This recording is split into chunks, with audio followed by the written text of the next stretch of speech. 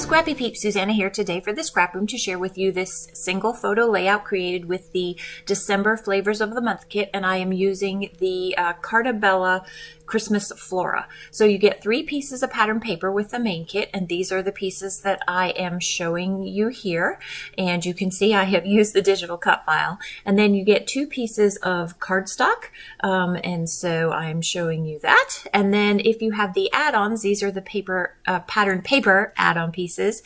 Subscribers also get an exclusive digital cut file, so those are the 2 pieces of pattern paper. And then this is the ephemera that comes in the embellishment kit add-on. So they are just a half a package of that.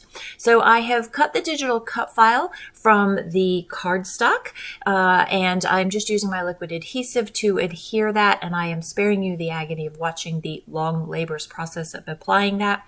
Then I'm going to also put it on the front, and I've cut out the same file from pink, and I'm going to apply that to the front because I've done the bow in red and then backed that with pink, and I put that on top just for some layering and some dimension. So originally I thought I was going to put that on this sort of sweater stitched background, but it's too busy for me. I like my white backgrounds, and so I'm going to use that to frame the photo. So I have a very thin white border, and then I'm going to just back that with another thin layer. I thought maybe I would layer it up and put lots of layers behind, but I like the simplicity of this because it is a pretty busy photo. So this photo ends up being the photo that I used for our Christmas card, taken with the intent of it being for our Christmas card, and so that is what I'm scrapping here.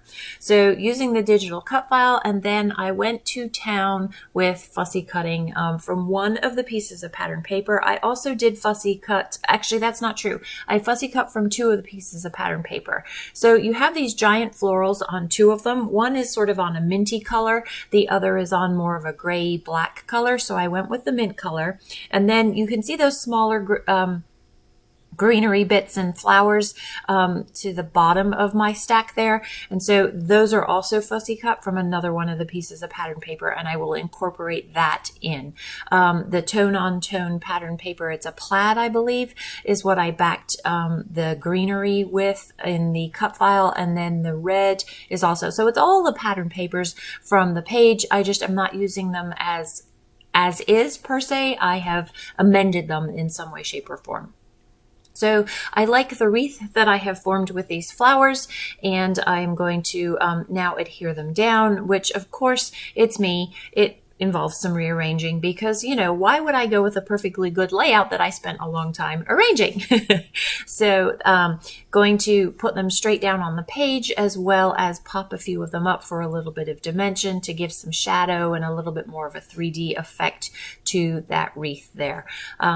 I could have probably just gone with maybe doubling or tripling up the digital cut file, but I really liked these poinsettias and the roses because the poinsettias are in the photo, and so it draws on the colors and enhances the photo that way. And so that is going to be the main wreath. And then you can see on the left-hand side, there's some smaller greenery and flowers, and I'm going to incorporate those just for a little bit of the finer detail. They are more the size of us, the subjects of the photo, and so it brings your eye down to a finer level of detail. And so I will incorporate that into the page as well once I finish shuffling all the flowers and find the perfect arrangement. So just trying to get a nice mix and balance of red, pink, and white throughout the circle there. Looking at it now, I wish that my original plan had been that I was going to take some red sequins and put them over the holly berries in the bottom of the wreath here.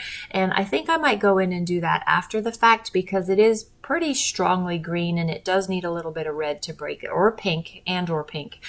So maybe a mix of the red and the pink sequins that I will cover over the berries that are very green and very monotone as it melds into. There's not a lot of distinction in that wreath there. So I think that by using the sequence, I'll be able to pop that a little bit more. But it's actually, it looks like a very simple layout, but it is honestly pretty labor intensive as far as all of the fussy cutting goes. And even backing a digital cut file, because I did the bow separate, because I wanted the bow itself to be cut out of red and not all in that same uniform green, there's much more work that went on behind the scenes than you see here in this process video. So see how those little bits of green just add a lot more color to the page, and again, that finer detail that just kind of takes the layout and kicks it up a notch.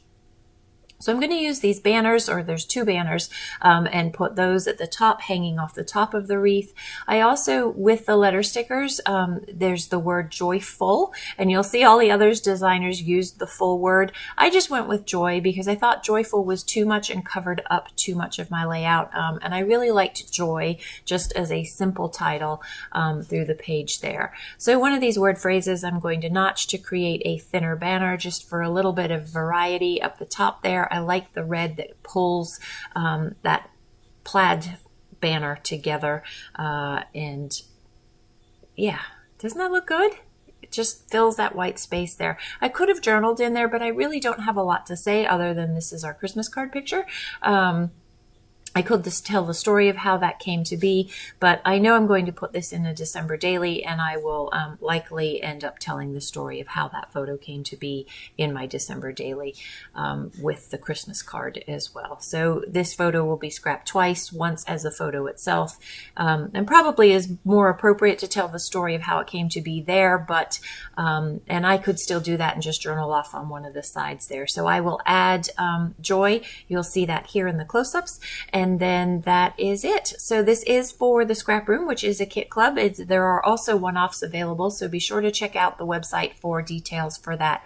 If you have any questions, please don't hesitate to leave them in the box down below. Thanks for stopping in today. Come back again soon. Take care.